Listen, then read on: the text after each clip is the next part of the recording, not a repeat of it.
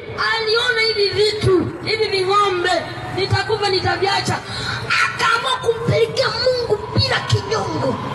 Ni sawa sana wewe unaotoa mwili wako kwa Shetani bila kinyongo. Sikiliza, yani unaamua kutoa mimba hata bila kinyongo, bila Mungu kubariki. Yani Mungu atusaidie. Yani leo wanawake kutoa mimba ndio habari ya mjini. Kutoa mimba habari ya mjini. Mimi nawaambia, mimi nakwambia. Sikiliza, Mungu huwa anamtengeneza mtu, anamtengenezea njia.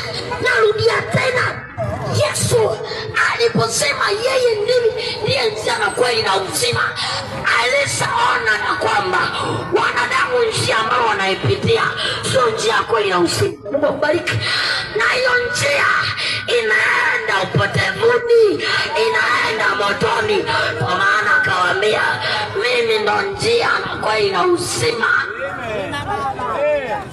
Sasa narudia tena, Mungu huwa anatengeneza njia kwa mwanadamu, Shetani huwa anamtengenezea njia, yani ili yule mwanadamu akapeleke kwenye njia.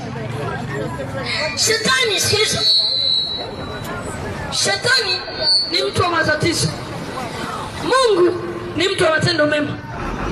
Sasa ili ule wema utimie kwa mwanadamu, lazima huyu mwanadamu afundishwe tabia za kiungu.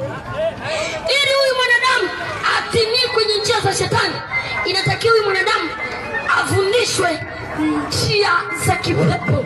Njia za kipepo zipo. Shetani ana huruma, Mungu ana huruma. Mwanamke anayetoa mimba inamaanishwa ameshafundishwa kwa komando wa Shetani. Unaelewa? Sio unaelewa? Mtu anayetoa mimba tayari ameshavaliwa